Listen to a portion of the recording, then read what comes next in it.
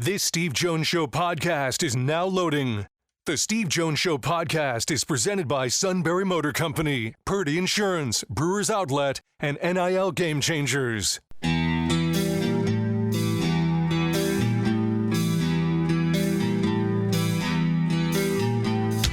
Bringing you an in-depth look at Penn State sports and more. This is the Steve Jones Show on News Radio 1070 WKOK. The Steve Jones Show is presented by Sunbury Motor Company, Purdy Insurance, Brewers Outlet, and NIL Game Changers. Now from the Sunbury Motors Studio, here's Steve Jones. Great to have you with us on the show today. Brought to you by our great friends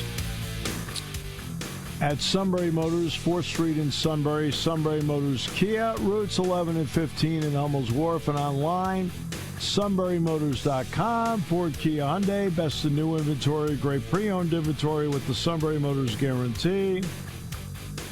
Terrific service department that backs it up every step of the way. Inspections, routine, difficult to handle it all. Sunbury Motors, 4th Street in Sunbury, Sunbury Motors Kia, routes 11 and 15, Hummels Wharf, and online at sunburymotors.com.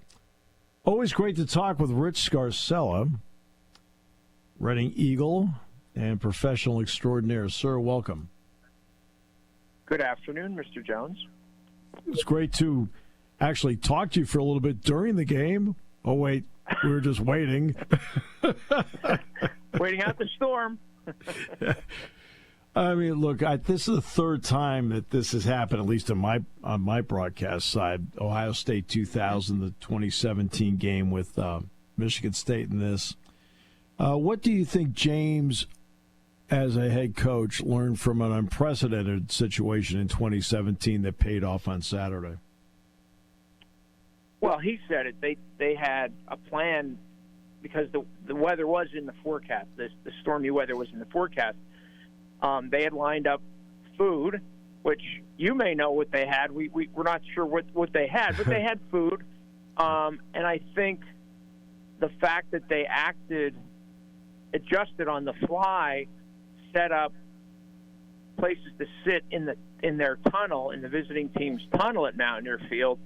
And I just think, I was talking to several of the players, but I remember Nick Singleton saying that, he was doing a lot of stretching and, guys were just listening to their headphones, listening to music, that kind of thing. I think James Franklin, I'm trying to think, is if he and Terry Smith, I think, are the only staff members, coaches left from 2017. I'm sure they learned a lot, and I'm sure they took notes after that. And obviously, Penn State handled the delay better than West Virginia because they came out in the second half and scored on that opening drive, and that kind of set the tone for the rest of the game. Right, because I know in the other games I've done, after a delay, the team that scored first has always won. And I mentioned that on the broadcast, that it was important which team could get out of the gate. Overall, what did you like about Penn State's performance that sets a foundation? Oh, there's a lot to like. I mean, my goodness. Let me see where I could start. Drew Allar, I thought, looked freer and looser than he did most of last season. I think Trey Wallace played like he said he was and like a lot of people said he would. I think Amari Evans making that contested deep catch. I like the fact that Penn State was aggressive at the end of the first half and scored a touchdown with 6 seconds left in the half. I like the fact that Nick Singleton had 2 40-yard runs when he didn't have any last year. I like the way the offensive line blocked and protected Drew Allar and Bo Pabula. Defensively, I loved how they stopped the run. And there's not one player, there's not two players who you could say he's the main reason.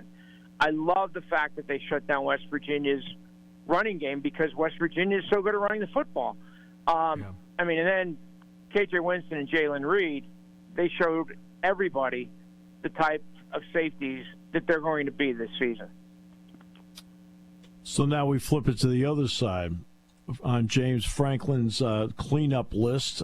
What does it you want his football team to clean up to be better? Oh boy, let me think. I'll start with the penalties. Penalties is number one. Yeah, they've got to. I mean, in a close game, that many penalties could decide the outcome. That's first and foremost. They need to kick the ball better across the board. We weren't sure way up high, and I don't know how you felt, like if Gabe Nwosu was trying to hit short kickoffs or he just wasn't hitting them right. It was hard to tell. Riley Thompson, I know, can punt better, and Xander Sahadak was, perfect on extra points, but he missed that long field goal. So yeah, I think they can. Those are the two things in my mind that they can do better. Two things that stick out. Yeah, because it's not just the penalties. A penalty happens during a play. I got it. Mm-hmm. It's the pre-snap stuff where they jumped offside, and they had that one out of bounds play where Abdul Carter got hit. I mean, that's the part that I think any coach sits back, because those are the self-inflicted ones. The other ones just happen. Yeah. I think Abdul Carter was frustrated because, again, his first game at defensive end, he was often being double-teamed. He was being held at times, which goes with the territory. This isn't complaining about officials or anything like that. It goes with the territory. They're not going to get every holding call. And I just think he got frustrated, and I think that's probably why he popped the guy out of bounds. Because, the game was decided more or less. And, but again, in a close game, that could be a big, big penalty. Rich, they have 4 plays of 40 yards or better in the game. What kind of job in play calling did Andy Koltonicki do to set up the big play opportunities?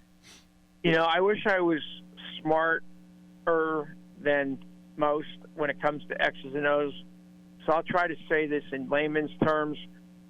I don't recall a wide receiver running as open as Trey Wallace did on that touchdown pass, that crossing pattern last year. I don't remember.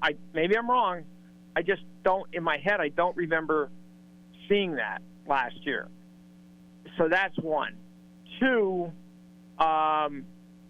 Nick Singleton's 2 40-yard runs is a very, very encouraging sign, not only for him, but for the running game and the offense. And I know the touchdown run early in the third quarter, there was motion, and the motion took a linebacker with, I can't remember who was in motion, but regardless, it took one of those linebackers out of the box. And as soon as Nick made that one cut, somebody got a hand on him, and that was it. And he was gone.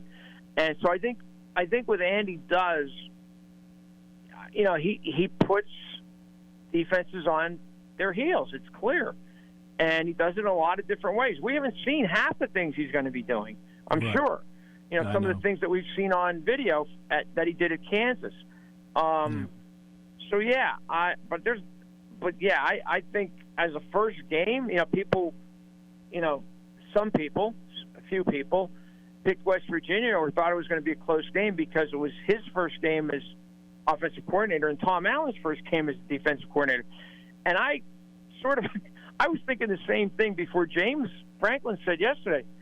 I thought the defense was sort of overlooked, and that's natural. I mean, it happens.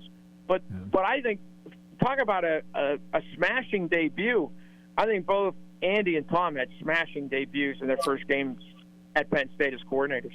Yeah, that defense, West Virginia last year, and this is, again, 4 of the 5 offensive linemen back, Taylor the tight ends back, Fox, Clement, Gallagher back as wide receivers, Donaldson, White back as running backs, and Green at quarterback. I mean, that's an experienced group. So they averaged 229 yards rushing per game last year. Third in the country. They got 85 in this game. Yeah. And I mean, it was really impressive. And I'm going to shout out the D tackles because I thought they played very, very well, and the linebackers, but really the D tackles. I'm not going to name all 5 or 6, but the point is they played really, really well against a veteran offensive line, a good offensive line, and a really, really good running game. And that's very encouraging for the rest of the season. Yeah. And then there's Drew Allar. Did you get the sense that in being now a second-year starter, that the game slowed down for him after the first series and a half? I just think he looked more decisive. He looked freer. He looked more relaxed, more comfortable. Whether the game significantly slowed down for him or not, whatever the reason was, whether it was a different offensive coordinator, we have to ask him. I just think he looked in complete command throughout the game. And I know a lot of people talk about the back shoulder pass, the touchdown pass to Wallace at the end of the half.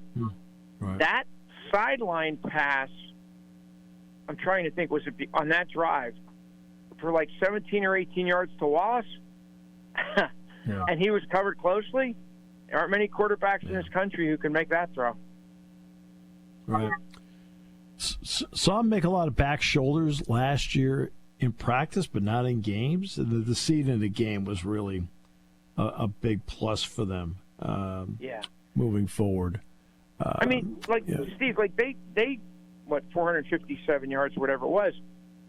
Tyler Warren was almost an afterthought, right. And he's going to be productive.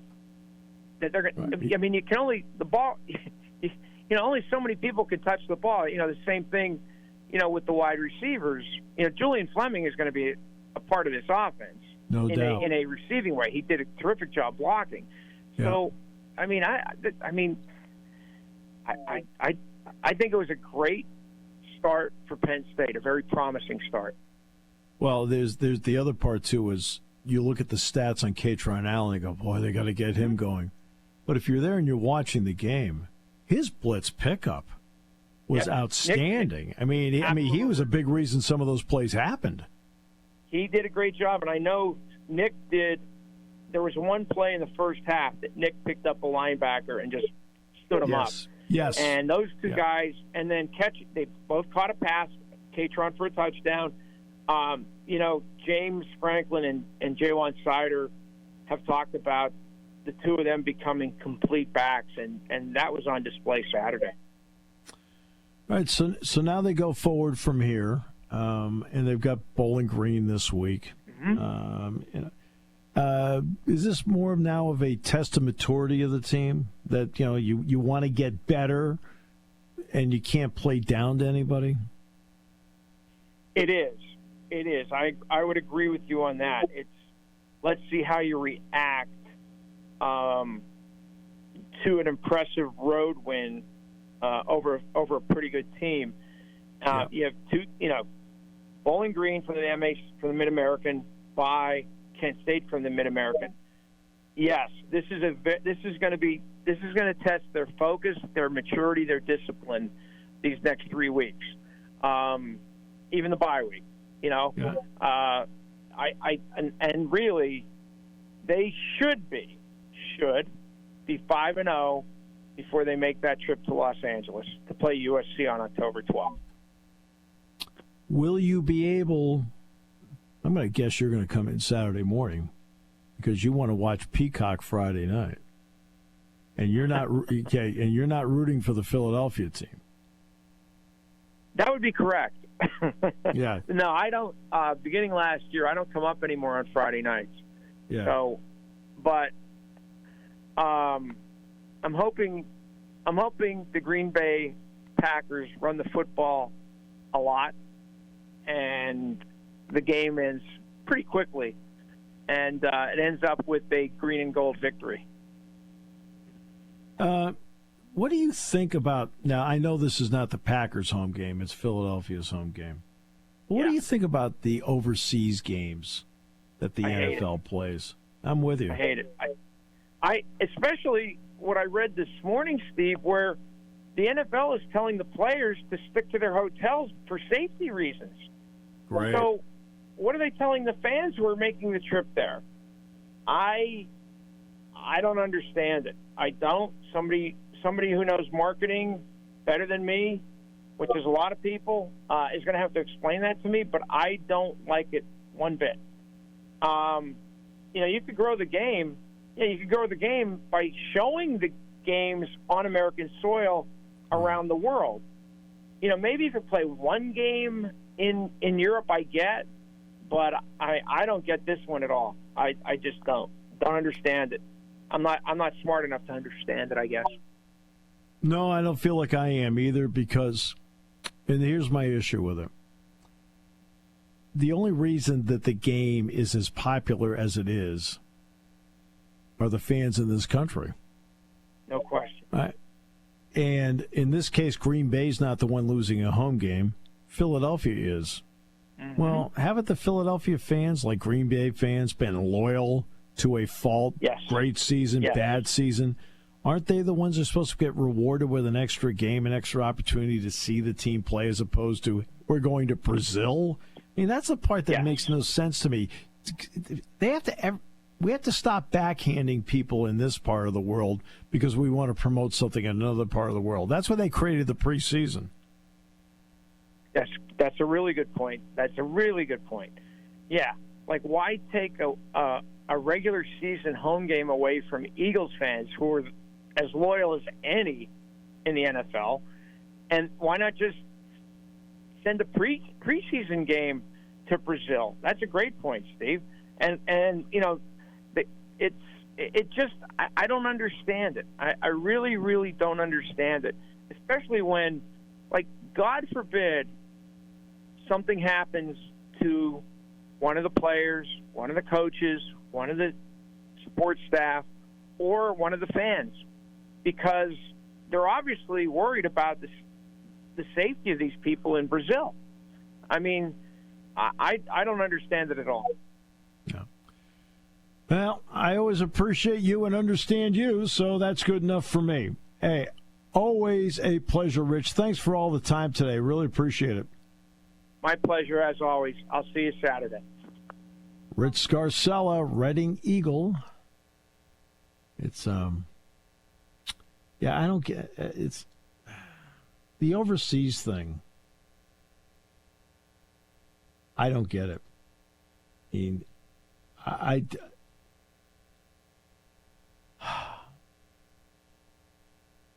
when Penn State did it in Dublin, it was because Penn State was not supposed to go to a bowl game. Okay? Well, Bill O'Brien set this up so they could go to a bowl game. That would be their bowl game. Now, it turned out that Bill wasn't the coach, James was, and it turned out that 3 weeks later, Penn State got the ability back to go to a bowl game. But that's what it was about. Right? This makes no sense to me. And it never does. The England games make no sense to me. The Germany game makes no sense to me. I know that when Peter King went to Germany, he was just taken aback by how much they love the game over there. But this is...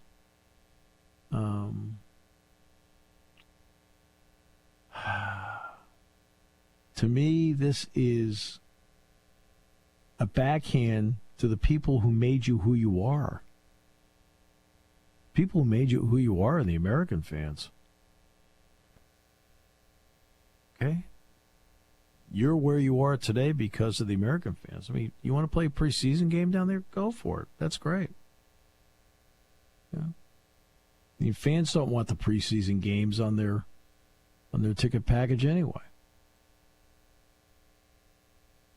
I mean, that's me. I just think that it's all wrong to do that, because you can't keep sacrificing the American fan because you're trying to grow some other fan base. Sorry.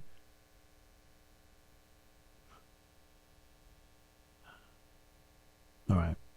Back with more in a moment on News Radio 1070 WKOK. Party time, game time, or just fun time. Doesn't matter what time it is because it's Brewers Outlet time. The beverage supermarket has the area's largest beer selection. Imports, microbrews, ciders, and domestics. Pick from over 100 ice-cold 12-packs and dozens of 24-ounce singles. Soda, snacks, hot sauces, fresh roasted peanuts. Make it one-stop party shopping, and don't forget the pickle bar. So whatever you're celebrating or just doing it up, Brewers Outlet, Reagan Street, Sunbury wants to see you. And thank you for your years of patronage. When car repairs get difficult. Well, I just don't know. Me neither. We get good. Sunbury Motors. More than quality new and used cars, Sunbury Motors specializes in complicated auto repair diagnosis. They can handle intricate repairs and even complete auto body with service open Monday through Friday, 7 till 4. And Sunbury Motors has made simple repairs easy. Maintaining your vehicle is necessary. Finding the time to do it is difficult. Welcome to Sunbury Motors Quick Lane. Just walk in or call ahead. Relax in their remodeled waiting room with Wi-Fi, beverages, and snacks. Will Sunbury Motors factory-trained techs take care of your oil change, tire alignments, brakes, and inspections. Quick Lane, 6:30 to 6 Monday through Friday, Saturday 6:30 till 2. Sunbury Motors, Ford and Hyundai, North 4th Street, Sunbury. And Sunbury Motors Kia, routes 11 and 15 in Hummel's Wharf. We take the out of auto repair. Hi, this is Season. For over 100 years, the Purdy Insurance Agency has been protecting families and businesses of the greater Susquehanna Valley and beyond. With the experience of our trained and knowledgeable staff, you can rest assured that your needs will be evaluated and met by some of the industry's best representatives. No matter what your insurance needs are, call Purdy Insurance today at 570-286-5855. Visit our website at purdyinsurance.com or check us out on Facebook to see what we can do for you. You want a unique way to display your brand. You need a team of seasoned experts to work with. You want to reach customers who buy. You want NIL Game Changers, a versatile consulting agency powered by former student athletes and coaches who work as NIL sports agents. NIL Game Changers will help you build powerful relationships with customers through compelling stories, with student athlete influencers as your leading edge. Finally, we'll equip you with the right media to drive your success home. NILGameChangers.org, building meaningful relationships with your customers.